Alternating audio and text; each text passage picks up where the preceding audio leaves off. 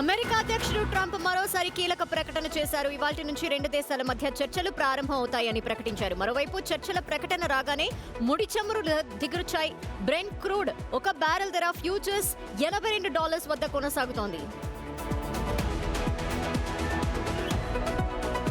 Wrestling federation of India మాజీ chief బ్రిజ్భూషణ్కు భారీ vote లభించింది. మహిళా రెజ్లర్లపై లైంగిక వేధింపుల కేసులో రౌస్ అవెన్యూ కోర్టు సంచలన తీర్పిచ్చింది. బ్రిజ్భూషణ్ను నిర్దోషిగా ప్రకటించింది. ఎంపీ చిన్నికి ఎమ్మెల్యే కొలికపూడి బర్త్డే విషెస్ చెప్పడం ఏపీ రాజకీయాల్లో ఆసక్తికరంగా మారింది. వాట్సాప్ స్టేటస్ ద్వారా విషెస్ చెప్పారు.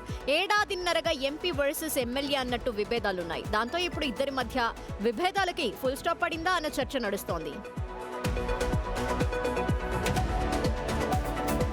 తుంగభద్రకు వరద పెరుగుతోంది. డ్యాంలోని 57,785 క్యూసెక్కులు నీరు చేరుతోంది. డ్యాం పూర్తి స్థాయి నీటి మట్టం 1633 అడుగులు. ప్రస్తుత నీటి మట్టం 16,013 అడుగులకు చేరింది.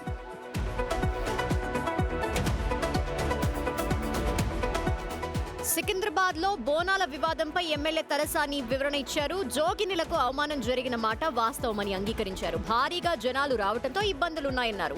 జోగినిలకు క్షమాపణలు చెప్తున్నట్టు చెప్పారు.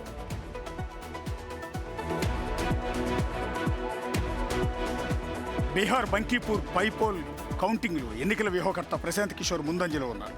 4 రౌండ్ల తర్వాత 1645 ఓట్ల స్వల్ప ఆధిక్యంలో కొనసాగుతున్నారు. ఇంకా 27 రౌండ్లు కౌంటింగ్ జరగాల్సి ఉంది.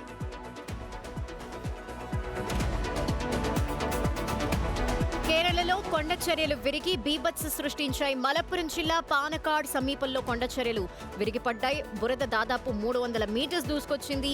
లైవ్ కవరేజ్ లో ఈ దృశ్యాలు రికార్డ్ అయ్యాయి.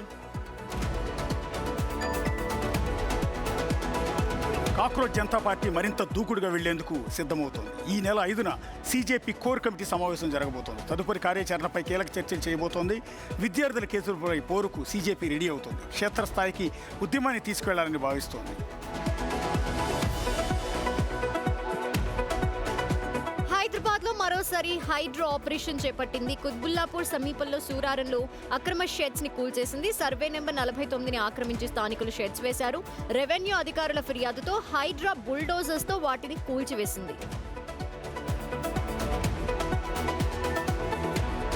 కర్ణాటకలో విషాద ఘటన జరిగింది. చిప్స్ ప్యాకెట్లో ఉన్న ప్లాస్టిక్ బాల్ గొంతులో ఇరుక్కుని 5 ఏళ్ల బాలుడు మృతి చెందాడు. ప్లాస్టిక్ బాల్ను తినుబండారంగా భావించి మింగేయడంతో ప్రమాదం జరిగింది. ఆసుపత్రికి తరలించినా ఫలితం లేకపోవడంతో తల్లిదండ్రులు కన్నీరు మున్నీరు అవుతున్నారు.